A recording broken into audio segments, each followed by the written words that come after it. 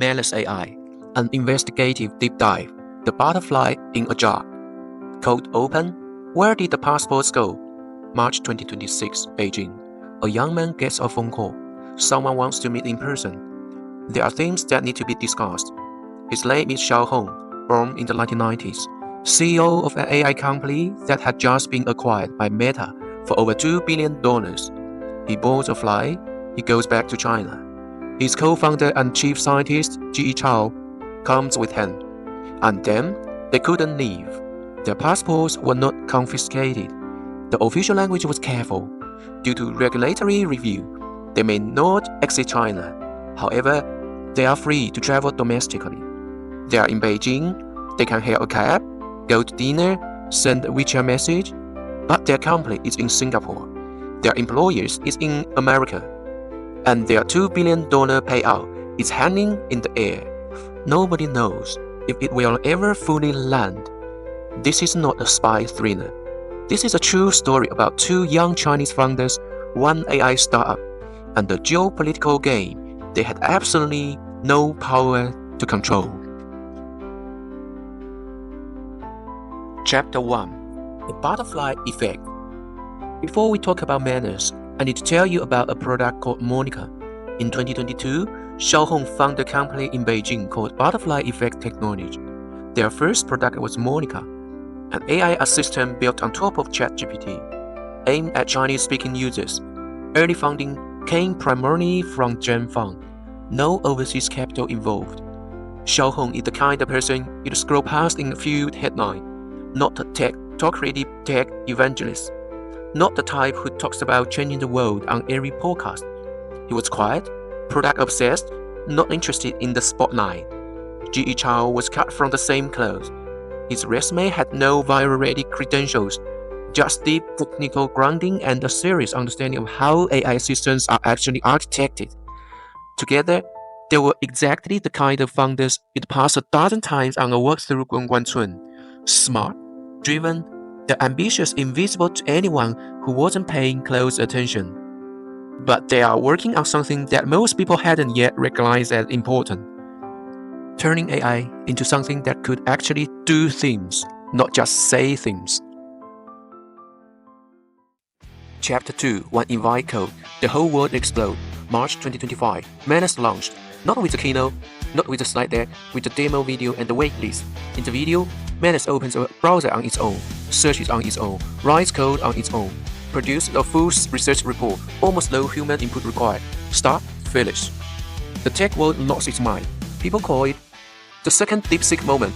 Others said this was the first real-world manifestation of a general-purpose AI agent, the application layer of AGI, finally here. Unwind codes were being resold for the equivalent of hundreds of dollars. The waitlist grew to hundreds of thousands of people almost overnight.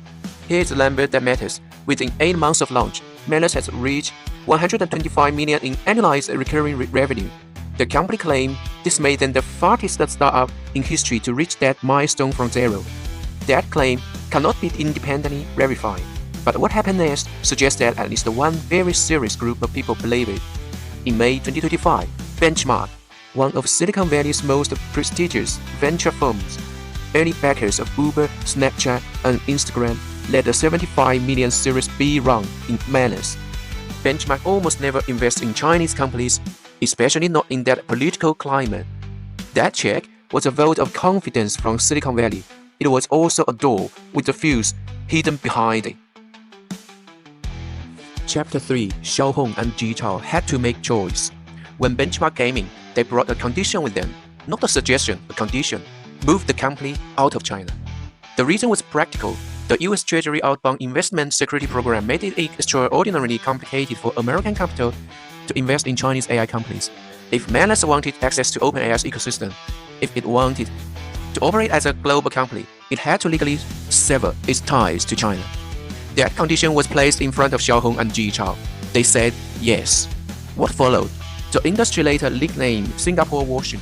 In less than 2 months, across the summer of 2025, their official Weibo and Xiaohongshu accounts were wiped clean. The Manus website began blocking mainland Chinese IP addresses. Over 80 China-based employees were laid off. 40 core engineers were relocated to Singapore. A planned partnership with Alibaba to develop a Chinese language version of Manus was formally terminated. It was a public, deliberate, total break. Some people said they did it too clean. Most Chinese AI companies that move to Singapore keep the back door open, Singapore nameplate on the front. Chinese operations still running quietly behind the scenes. Manus didn't do that. They actually cut the cord. At that thoroughness, that clean break may have been exactly the theme that made Beijing decide they need to take this seriously. Chapter 4 10 days, $2 billion. In late December 2025, Meta came knocking. The negotiation took 10 days. On December 30, 2025, Meta announced it would acquire Manus at a valuation of over $2 billion. Meta's third largest acquisition in company history, behind only WhatsApp and Scale AI. Zuckerberg posted internally, excited to announce that Manus had joined Meta. The Singapore team is world-class at exploring the capability overhand of today's models to scale for powerful agents. Looking forward to working with you, Red Xiao. Red Xiao is what Xiao goes by in English. Xiao reposted. Join Meta allows us to build on a strong, more sustainable foundation without changing how Manus works or how decisions are made. It reads like a press release, but if you read it carefully, there's an odd emphasis. Without changing how decisions are made. As if he needed to reassure someone, or maybe reassure himself. The deal was signed. The 100-person team began moving into Meta's Singapore offices. Early investors, Tencent, Hongshan Capital, already queuing to collect. Xiao and Yichao had turned the sketch drawn in Beijing into $2 billion check, except that check was never fully cashed. Chapter 5. They are January 2026. January 2026, just before the Lunar New Year, China's Ministry of Commerce spokesperson stepped to the podium. The language was bureaucratic and deliberate. The ministry would work with relevant departments to assess whether the acquisition is consistent with laws and regulations governing export controls, technology imports and exports, and outbound investment. Plain translation: we are going to investigate this deal.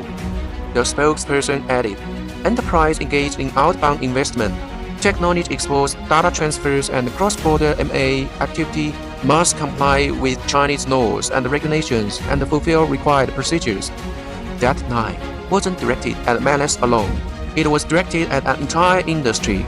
Across the Pacific, the US Congress was also moving. The House Select Committee on the Chinese Communist Party began asking questions. Can AI company with Chinese roots be acquired by an American tech giant? Does its technology effectively represent Chinese state capability? Manus was now caught between the national security reviews of two superpowers. Chapter 6. The phone call and the passports that couldn't leave. In early March 2026, Xiao and Yichao returned to China. Foreign media reported they were invited back. The Financial Times, citing sources familiar with the matter, reported that after the two founders were summoned by China's National Development and Reform Commission, they were told, due to regulatory review, they could not leave the country. They could travel within China, but they could not go home to Singapore, could not go to Meta's offices, could not get on a plane. China's Foreign Ministry spokesperson Min Zhen responded to the reports. I'm not aware of that situation you are describing. I'd suggest directing your inquiry to the relevant Chinese authorities. He neither confirmed nor denied. The US House of Representatives issued a statement that was widely quoted in the days that followed. There is no such thing as a truly private tech company in China. I'm not here to tell you whether that statement is right or wrong, but I want you to sit with that. Xiao and Yichao's situation actually looked like at the moment. Their company in Singapore was already wearing Meta's name. Their colleagues were already sitting in Meta's offices. Their $2 billion was in theory already sitting in accounts, but they were in Beijing, unable to leave, not knowing when it would end, not knowing where the line of the investigation was drawn, not knowing whether they would eventually be asked to make some kind of exchange. This is not how a startup story is supposed to end. But this is a story that US-China AI rivalry is writing in 2026. Chapter 7, April 27th, 19. Monday, April 27, 2026. China's National Development and Reform Commission published a notice on its website, 19. It said, in effect, the Commission had decided to prohibit the foreign acquisition of the Manus project and requires all parties to unwind the transaction. No explanation, no elaboration, no legal provision cited, just said 19. Meta's response: the transaction complied fully with applicable law. The company anticipated an appropriate resolution to the inquiry. Manus did not immediately respond to media requests. And then the real question hit: how exactly do you unwind this? This is not returning a refrigerator. Manus' 100-person team had been working inside Meta for nearly 4 months. Technical code was already being integrated. Product roadmaps were already being aligned. Early investors, Tencent, Hongshan Capital, had already received their payouts, according to Bloomberg. Data had moved, people had moved, systems had been merged. As one analyst put it, the most complex aspect of the deal unwinding in the digital world is the data reversal. It's far more challenging than reversing a physical goods transaction. Meta's platforms are blocked in China by the Great Firewall. Meta makes nothing in China. One analyst said bluntly, China has no real leverage over Meta. Meta could technically ignore Beijing entirely, but if it did, Beijing could make everything Manus related in China essentially worthless to Meta. There is no clean answer here, only a game theory problem with no good moves. Chapter 8, the $1 billion to buy back what you built. Now we come to the most recent development. May 2026 this month, reports say the Manus founders are exploring a path. Raise approximately $1 billion, buy the company back from Meta. Let that sink in for a moment. They spent 3 years building the company from zero to a $2 billion valuation. They sold it to one of the world's largest tech companies. And now, under regulatory duress, they may be forced to spend $1 billion buying it back. And the context in which they are trying to raise that billion, China has formally blocked the deal. Both founders are reported still unable to leave the country. The geopolitical environment that killed Meta acquisition hasn't improved in any direction. Reports suggest that if the buyback succeeds, the company may be restructured as a China-linked joint venture with a potential Hong Kong IPO as eventual exit. None of this has been confirmed publicly. No filings, no company statement. So how do you price this company for investors? A company that 2 governments are scrutinizing simultaneously, a company whose technology has already been partially integrated into a competitor's systems, a company whose founders cannot freely travel. And yet, Manus' projected 2026 revenue is $1 billion. The product is still running, users are still paying. That number might be the only part of this entire story that geopolitical hasn't contaminated.